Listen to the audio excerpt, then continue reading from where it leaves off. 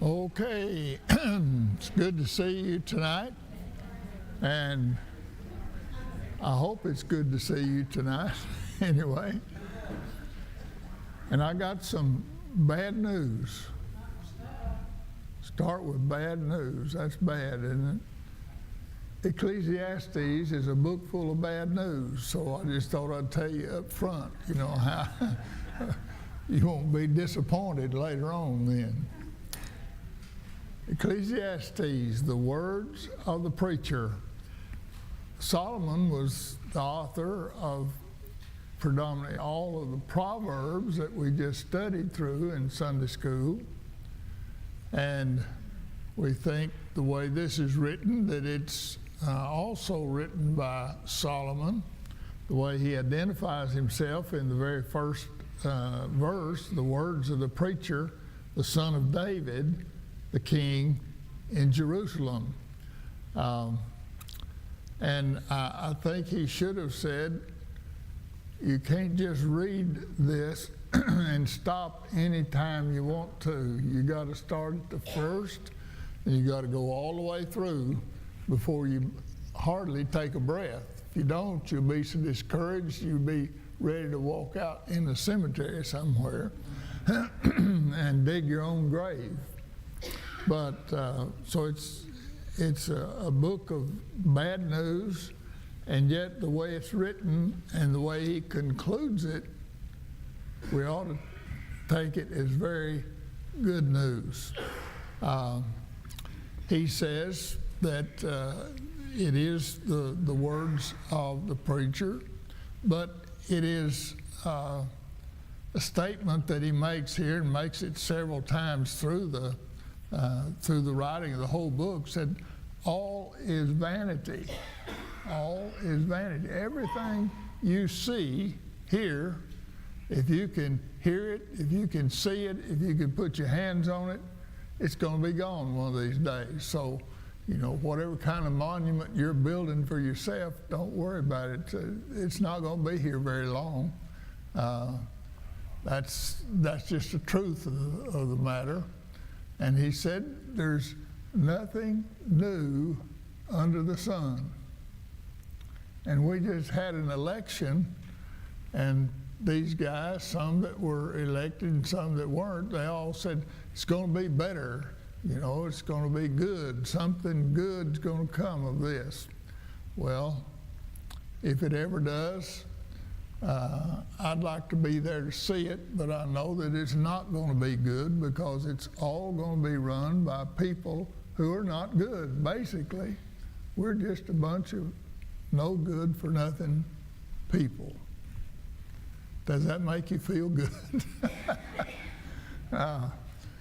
Well, you know that that's not the way it ends, and we'll talk about that in a little bit. But we've got this word vanity is used, as I said here, it's used 37 times. Vanity, vanity of all. It's everything is vanity, he said. But then it's qualified, and this is what we need, and the reason why we need to read all of the book and get the good get a good understanding of it to start with, because he says, now I'm talking about things under the sun. In other words, earthly things. Jesus kind of alluded to some of this when he said you're supposed to lay up treasure where? In heaven, not on earth. Don't worry about what there is that you're going to lay up here on this earth. I've listened to and heard some of this going on about how much, and I guess I've tried to figure it out since I was getting closer and closer to what they call retirement age, and how much money you need today before you retire. And every time I've heard it, it just makes me feel bad, because I'm not anywhere close to that. You heard this statement that it ought to be. This is just bare bones get by. You ought to have $1.5 million laid up for your retirement. Quit working too soon. It's, I don't know. I just know that I've looked at mine and I know I'm not anywhere close to that. And Jean's going to have to figure out how to cook smarter, so that we'll have something to eat in the latter days. I don't know, but it's under the sun. That's what we're looking at, and that's what Solomon is talking about here. It's this thing, and this is his research report, okay? We like to go with somebody who's researched something very thoroughly, and they've come to this conclusion, and so now we're going to listen to them. Sometimes it's very discouraging, and this book could be that. However, let's go to the very end of the book where we get the conclusion. And he says, let us hear the conclusion of the whole matter. Fear God and keep his commandments, for this is the whole duty of man. For God shall bring every work into judgment with every secret thing, whether it be good or whether it be evil. God will do a just and equitable and honorable and a spiritually good thing out of all of this, because his judgment's going to be right. You won't need, I don't know, have we got lawyers here? I guess we do, don't we? Yes, we do, excuse me. But we won't need a lawyer when we stand before God in judgment. For one thing, it'll be Jesus Christ, and he's God, and he knows everything. He knows all things, and he knows when you have stretched the truth just a little bit. Or he knows when you've been open and clear and everything's hunky-dory, as we say. Well, when you start reading, and I advise you, we're getting ready to go into this, in Sunday school. We got 3 Sunday morning lessons out of this book. And you can do this easily. You ought to just set aside an hour. And if you're a speed reader, you can get through it a lot quicker than that. But set aside an hour and start reading the book of Ecclesiastes, and don't quit.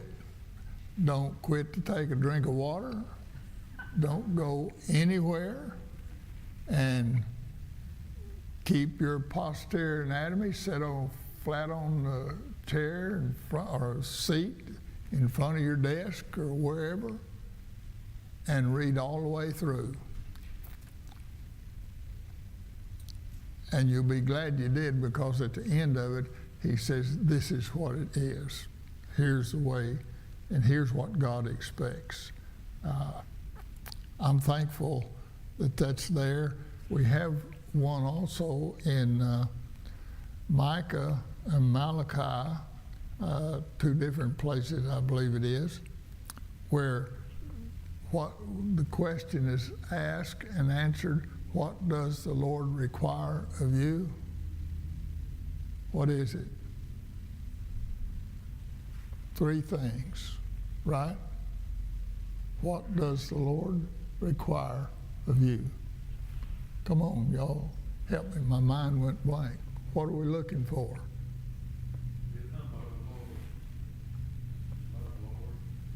We love the Lord. live humbly.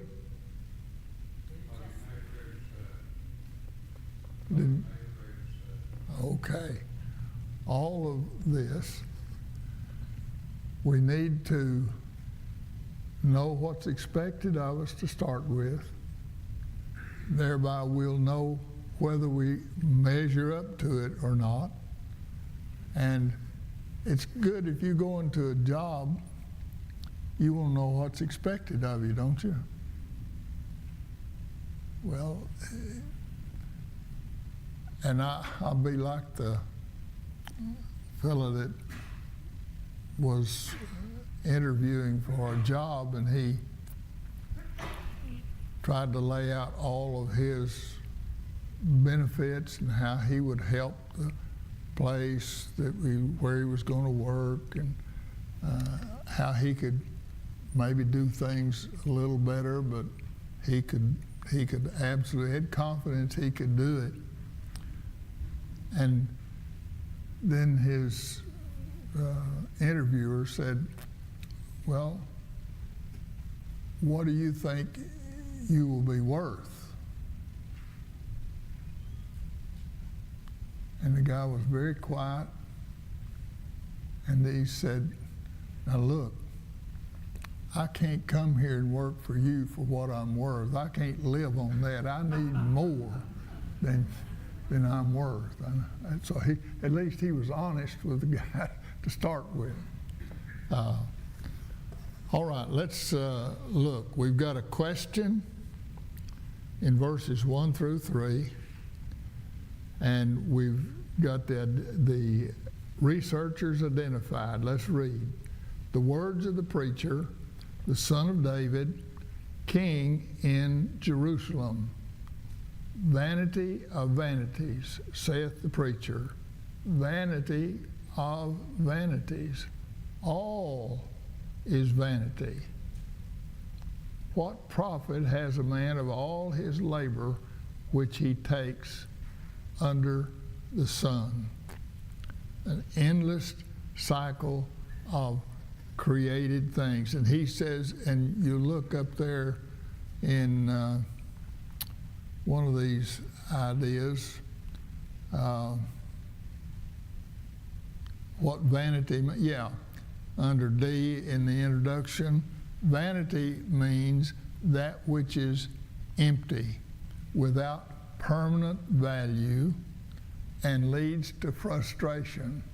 You ever been there? Led to frustration. When did Solomon write this? Not the date. How old was Solomon about when he wrote this? Pretty old. That can't be. It's ugly old, not pretty old.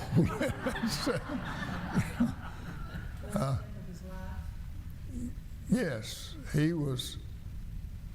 There's some of us, I don't know, I'm not going to accuse all of us, but there's some of us that are older right now than Solomon was when he wrote this. He was about or nearing 70 years of age. That's not an old man, doesn't sound like to me. But he had done all of these things. He had amassed wealth, earthly wealth. He had experienced a lot of things. His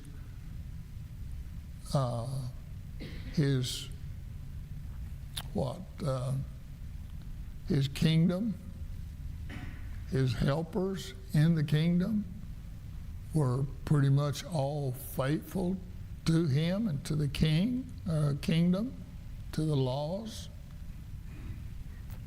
But he says it's all going to be gone.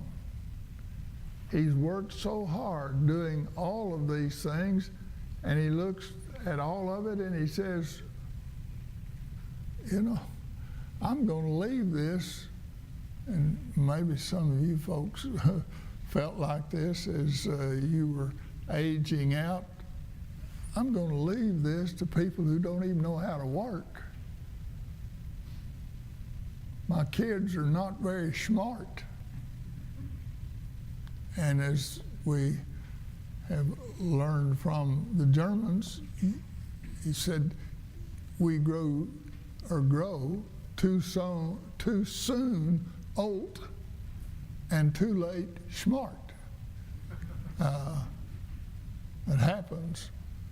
I wish I had known, and this would have been terrible, but I wish I had known a few years ago what I have learned in the last few years.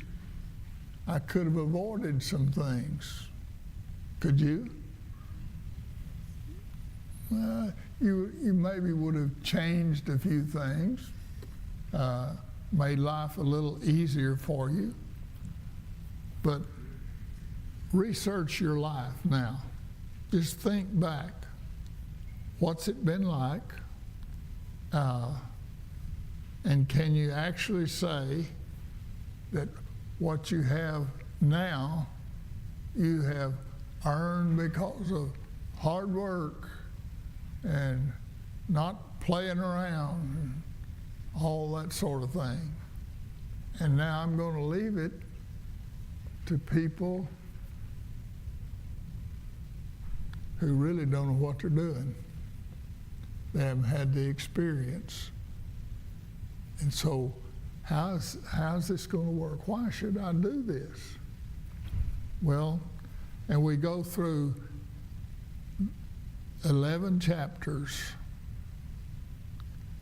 and it all seems like we're just wasting time. We're just wasting time. But keep in mind, this is without God. If God is not our God, if the God of the God of Abraham, Isaac, and Jacob, if He is not your God, and you're trying to get everything you can without being subject to God, your life will be wasted. And there's a lot of wasted lives in this world today, doing things that don't amount to a hill of beans. And that's pretty wasteless. So we look now at some of the things that he says he's found out. Look at verse 4. Oh, excuse me. One generation passes away, another generation comes, but the earth abides forever. If all you have is what you see here on this earth, what you can hear, what you can observe, you're poor. You're poverty-stricken. I don't care how much they say you got to have before you can retire comfortably today. You're poor if you've got all of that, and that's all you've got. If you don't have any hope beyond this life, you're poverty-stricken, and you wasted your life. That's bad news. Let's don't get hung up right there. Solomon said, if you increase knowledge, you're just increasing your grief. Grief can be a real problem. Sometimes people don't know how to handle grief, right? They don't know how it's going to work, don't know how they can get through it, don't know how they can miss a person. Everybody here tonight, every one of us has lost someone close to us, maybe family member, maybe a friend, close friend, and brings grief. And we really do know, or ought to know, and if we don't, we ought to learn how to grieve.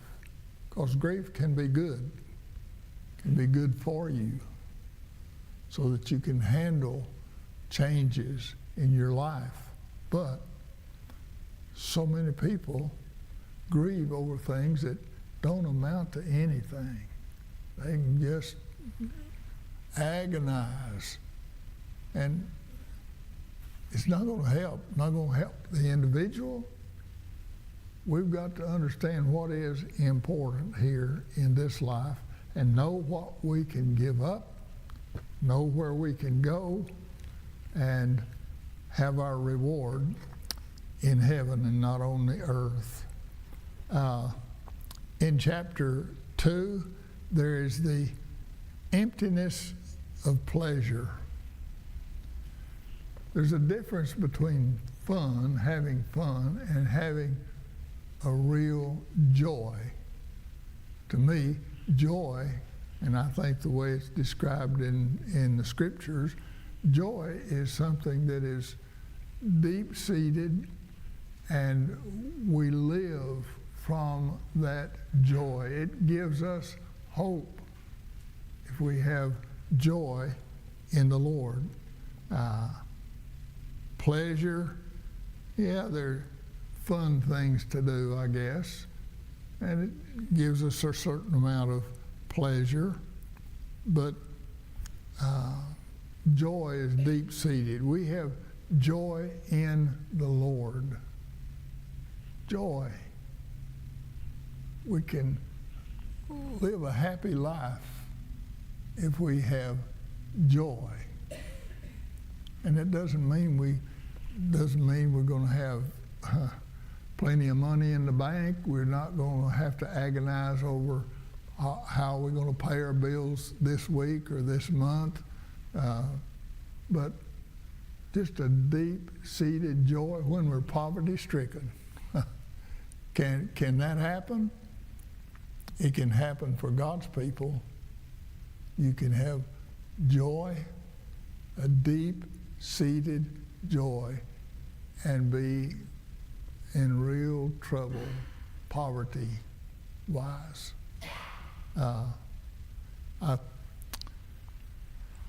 This happened when I was just a little boy.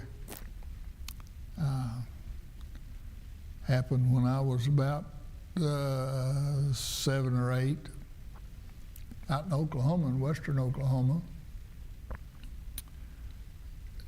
When you built up your place, you always had a storm cellar. You know, there's several nights that I've spent in a storm cellar, but they can be dangerous too, especially when the supply of energy came from a tank out in the backyard, propane, butane, whatever they called it, I'm not sure, but anyway, and it had a pipe that went from that tank underground and over to the house.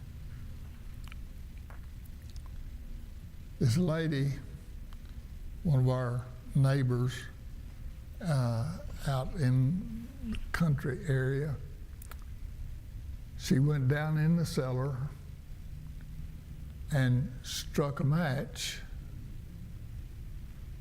and that cellar had built up gas from a gas leak from that pipe going to the house.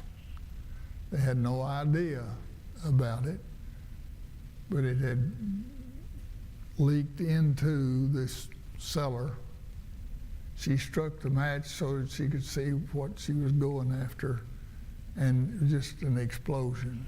It just third-degree burns on most all of her body. She was fortunate to have lived through it. I guess fortunate, but she had lots of pain. And we moved out from there, and when we moved to Texarkana. Several years later, this lady and her husband came through Texarkana and stopped to see us.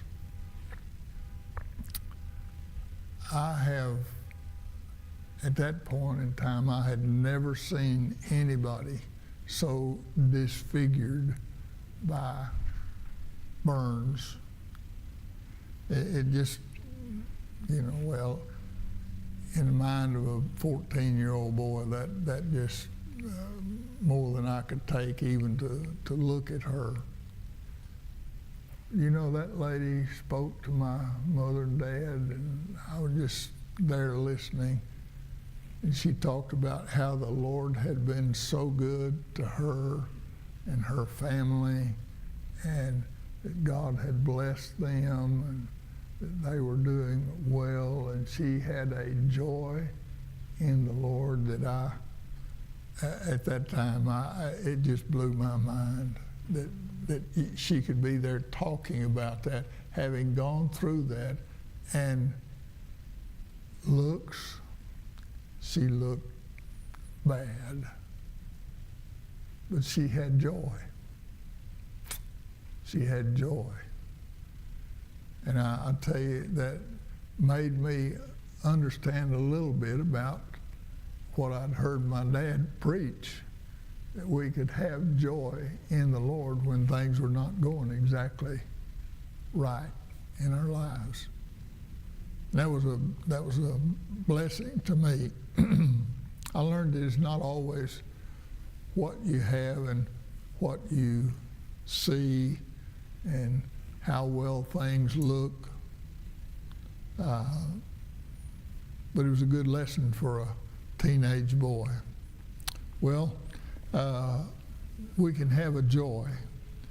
We don't have to have, quote, everything in exactly the right order necessarily. There are cycles of events. If you go to chapter 3 now and looking at some of the things that he says here, to everything there is a season, a time to every purpose under the heaven, time to be born, time to die, time to plant, time to pluck up that which is planted, time to kill, time to heal, time to break down, and a time to build up. This goes all the way through that. Just things that happen to every one of us every day. Is life monotonous to you? It can be. But we can't give up living just because it's doing the same thing every day. That's how things get built. You ever watched a brick mason, a stone mason? And there's a difference in those two. The stone mason, he chips away at the stones to make them fit what he wants in the thing, and it's a slow process. You do it day after day after day, and finally you get a building of some sort, whatever you're trying to fix.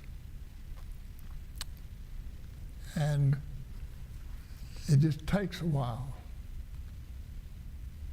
You ladies ever get tired of, well, I'm not going to angle it just at the ladies, how about the men too?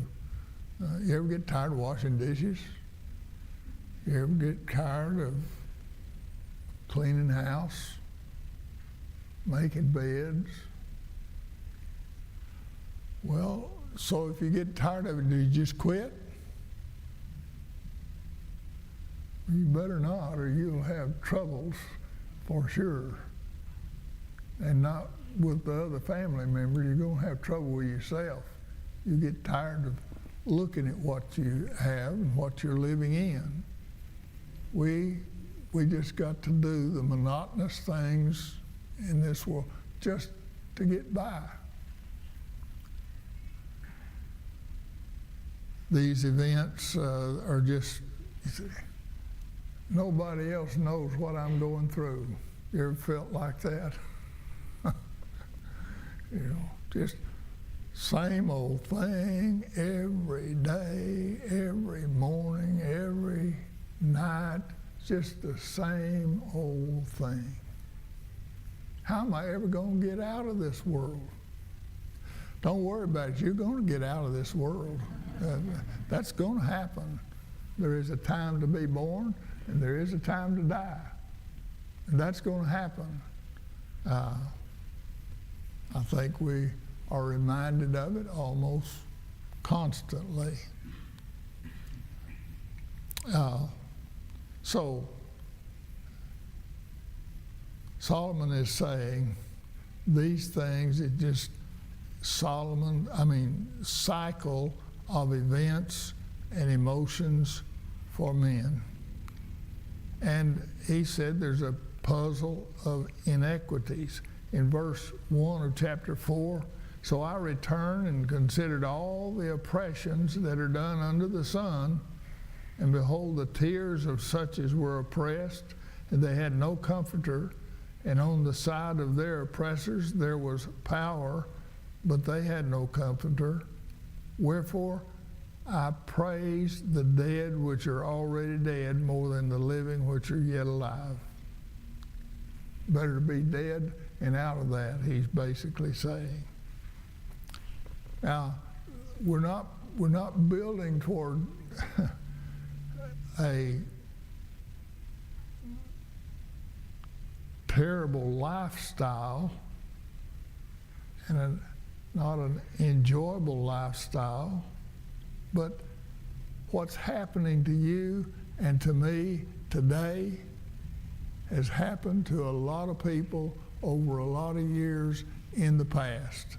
Our parents, our grandparents, and great-grandparents, and so on, they've been through it. We're not here by ourselves having no experience to learn from. I know my dad, as he was approaching the end of his life, and I took him out on the back porch of the house where they lived. It was in November.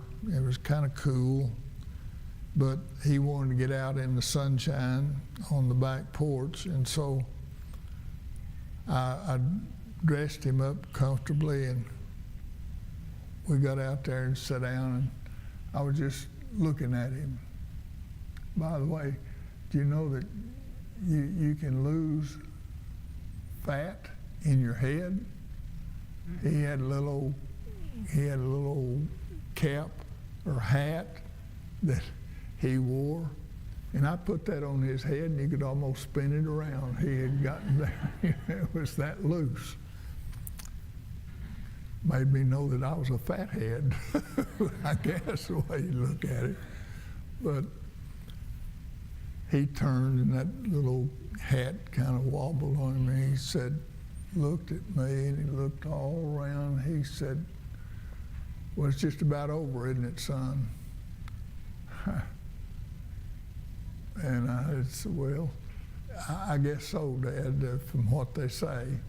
There's not much chance of you living too much longer. And they'd only given him about 3 or 4 months to live. That was a hard discussion for me to have with my dad at that time.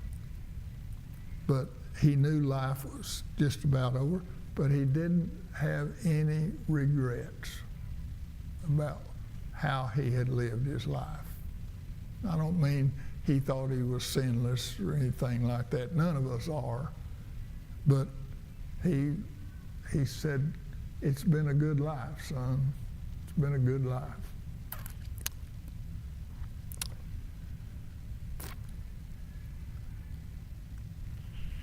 I want to skip now through all of this. We could just go through each one. We're going to do that in the Sunday school lessons, and I hope you'll stay with it through all of those. But let's go down to chapter 10, and we see some of the counsel starting in chapter 7, really, and going through chapter 10.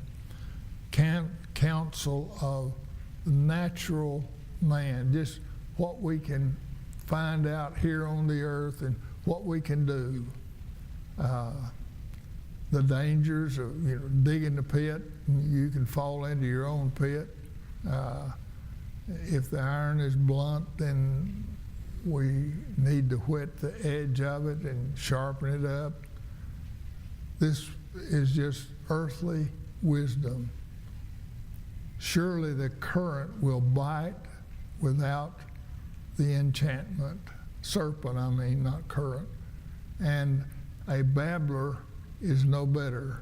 The words of a wise man's mouth are gracious, but the lips of a fool will swallow up himself. The beginning of the words of his mouth is foolishness, and the end of his talk is mischievous madness. A fool also is full of words, and a man cannot tell what he shall be and what shall be after him. Who can tell him? The labor of the foolish wearieth every one of them, because he knoweth not how to go to the city. Well, he doesn't know how to talk. And I know you've been around people like this that they don't ever make decent sense, but they always got something to say. May not amount to anything, but they've always got something to say. And that they're convinced is very, very important and will do you some good, but you just have to listen. Well, the foolish usually have a lot to say. Chapter 11, verse 1.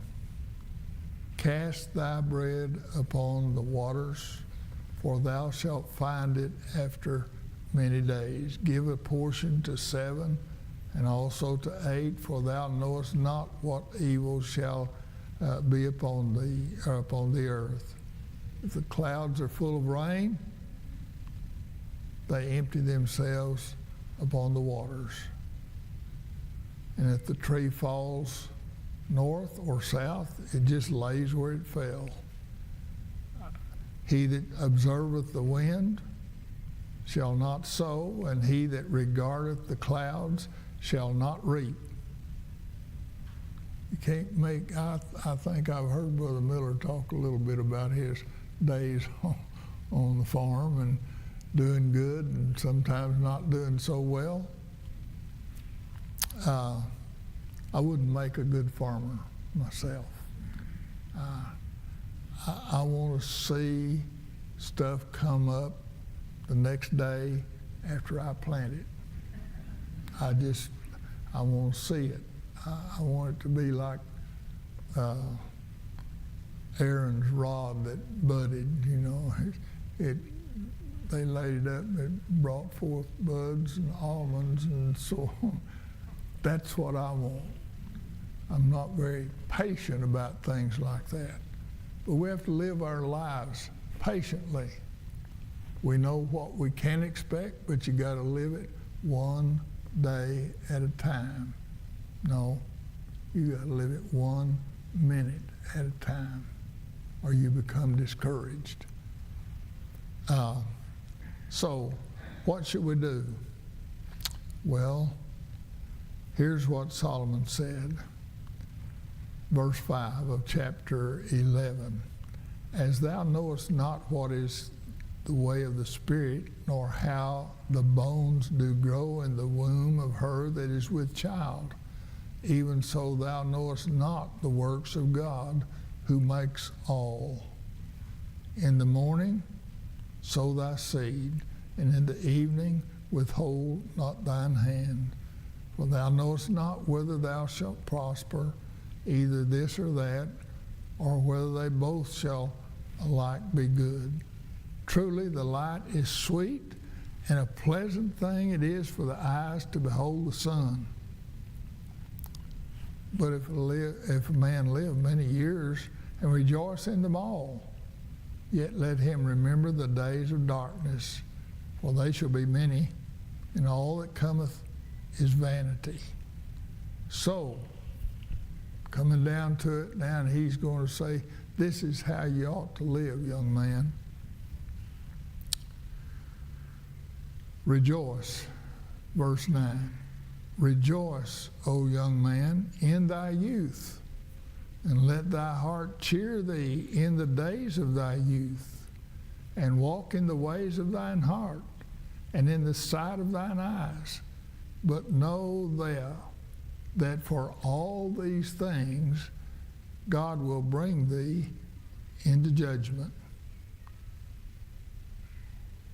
Live like you want to. You can make the choices. You can do whatever you want to do.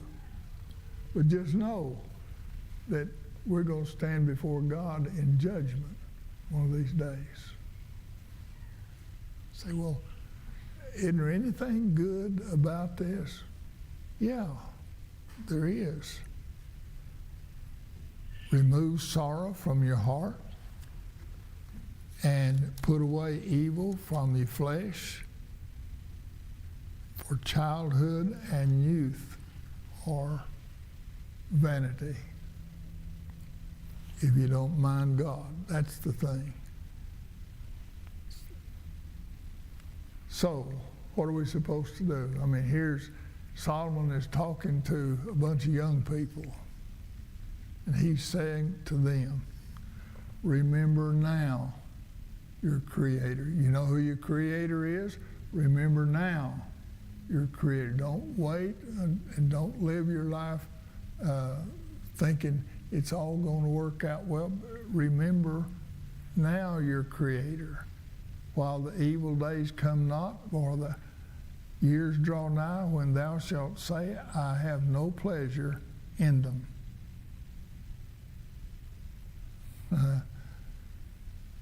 Dare I ask, is there any one of us who is living their life and just not finding a lot of pleasure? There's not a lot of things that are pleasurable, maybe, but if we remember now, let's just all consider ourselves young people, okay? In the eyes of Solomon, from that time, we're young people. So don't forget, in the days of our youth, right now, remember your Creator. While the sun, the light, the moon, the stars be not darkness, nor the clouds return after the rain. The day when the keepers of the house shall tremble, strong men shall bow themselves, grinders cease. Strong men is your legs. That's what that's referring to.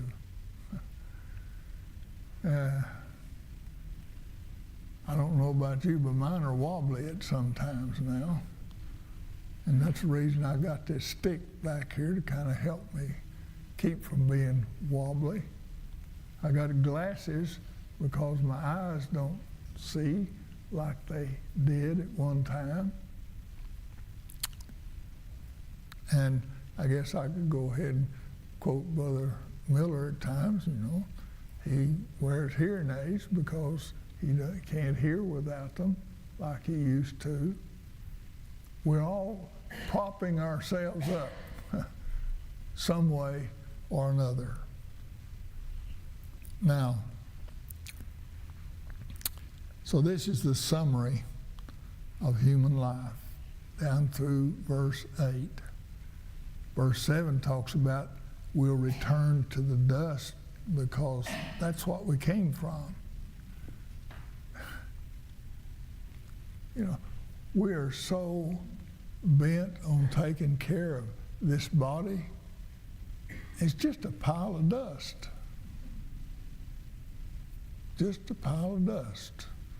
Not like the little boy who asked his mama, said, is it true that God made us from the dust of the earth? Yes, son, that's true. And he said, well, do we go back to dust? And she said, yes, son, that's true. Why are you asking? He said, well, somebody's coming or going out from under our bed. So he'd seen all the dust. Oh, me.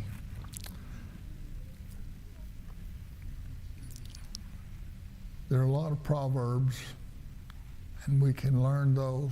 We're not saying, and Solomon is not saying here, what we've written back in all these things from the Proverbs, the good things, doesn't mean that we ought to abandon those things. What it does mean is we have to live our lives understanding that one of these days we're going to stand in judgment before God. So, as verse 7 said, dust, you return to dust as it was. But all is vanity. Verse 8. Vanity of vanities, saith the preacher. All is vain. All is empty.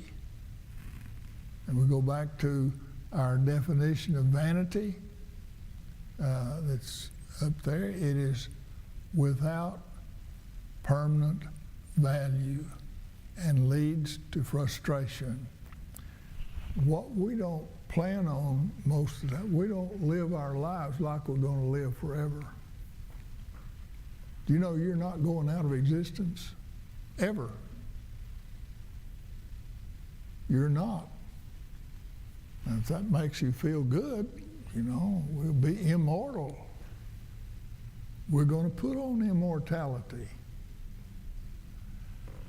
Whether we're ready to or not, whether we're ready to die or not, whether we've trusted Jesus as our Savior or not, you're not ever going to cease to exist.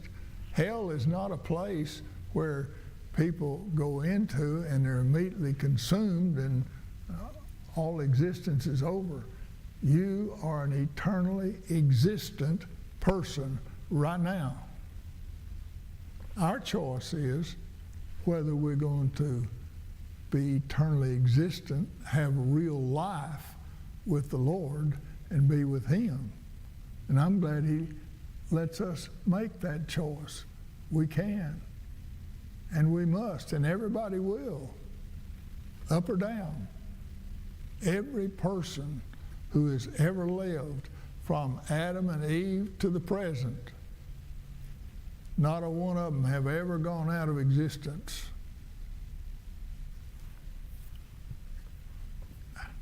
And I think we need to recognize that when we're planning for the death, the memorial services of friends or family and so on. They're not gone.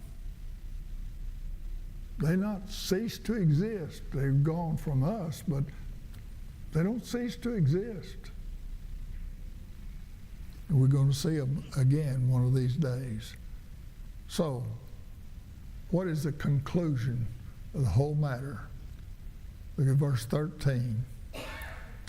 Let us hear the conclusion of the whole matter. Fear God, keep His commandments. This is the whole duty of man.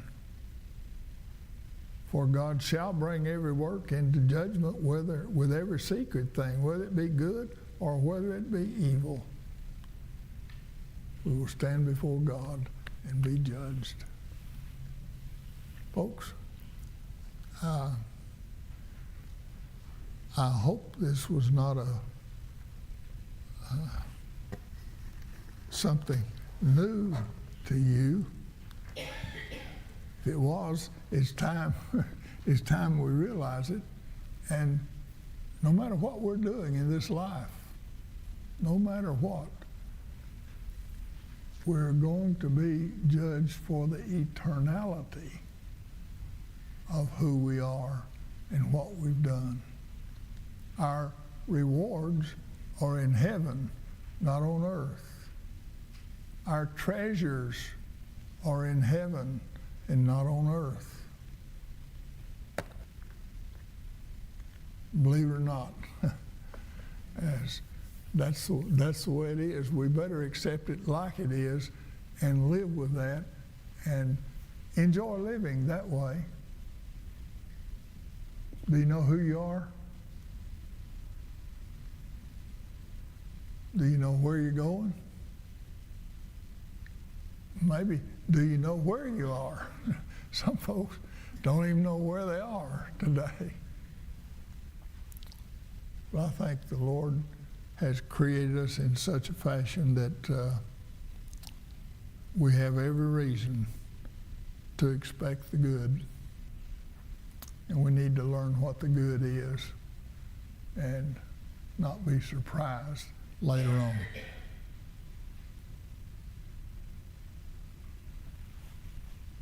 You got a question?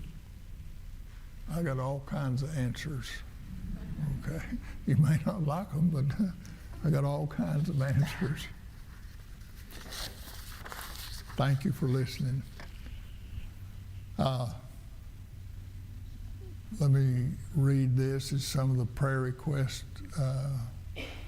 as of yesterday. We need to be remembering your